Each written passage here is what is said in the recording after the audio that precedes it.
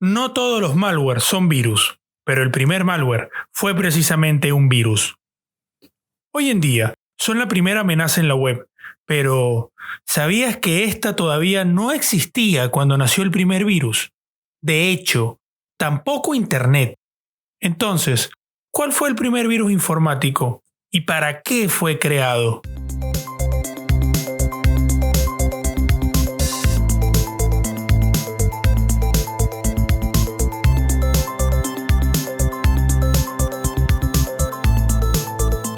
En el episodio anterior conocimos lo que era un virus informático. Y si no lo escuchaste te recuerdo, este tipo de programas se caracterizan porque son capaces de replicarse a sí mismos, modificar otros programas y hasta insertar su propio código en los sistemas en donde se hospedan.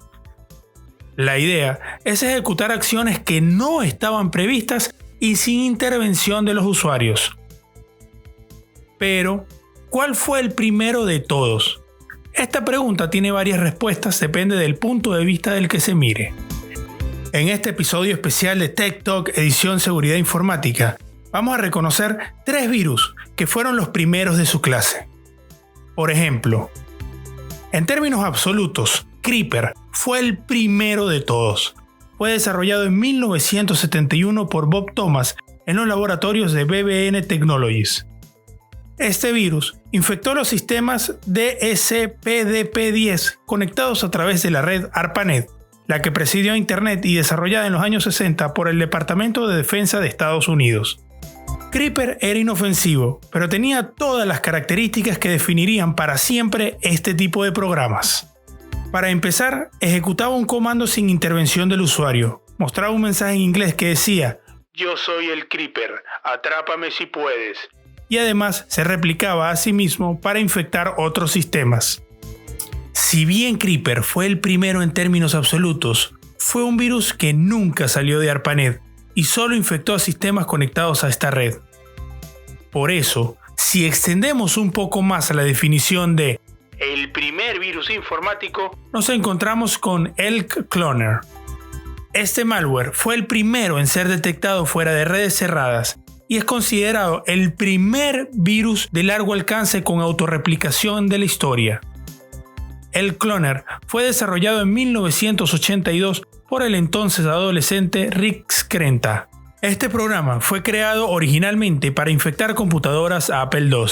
Skrenta lo escribió como una broma y lo cargó en un disquete de juegos. Si una computadora Apple de aquel entonces era iniciada desde el floppy disk infectado, la copia del programa se replicaba en la memoria del sistema, y si posteriormente se insertaba otro disquete en blanco, todo el sistema operativo, incluyendo el virus, se copiaba en este, lo que permitía transmitirse a sí mismo de disco en disco.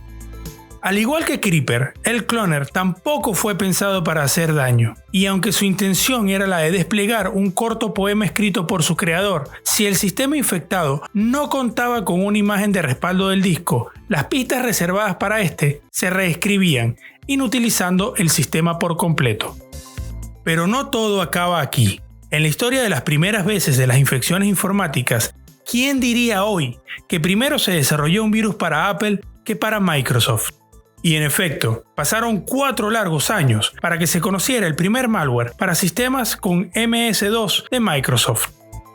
En enero de 1986 se publicó Brain, un malware que infectaba los sectores de arranque de los medios de almacenamiento formateados en sistemas de archivos File Allocation Table, mejor conocido por sus iniciales FAT. Brain fue desarrollado por el joven pakistaní Amjad Farooq Alvi y funcionaba reemplazando los sectores de inicio de un disquete floppy con una copia de sí mismo. El programa cambiaba los sectores de arranque con sus propios archivos, y cuando se ejecutaba los sectores afectados, se leía un mensaje escrito por el autor del programa. Lo cierto es que los 3 virus de los que hablé en este episodio no fueron los únicos de su época. Otros tantos le siguieron, le copiaron la metodología y crearon un mundo que hoy en día es universalmente conocido. Sin embargo, Creeper, Elk Cloner y Brain pasarán a la historia por haber sido los primeros de su clase y por haber hecho lo que hasta en ese momento nadie había hecho: un virus informático que funcionara, se replicara a sí mismo e infectara a otros sistemas sin intervención humana. Hasta acá este episodio especial del podcast Tech Talk de The Hub Group. Quien les habló, José Antonio Acevedo, editor de Digital 2.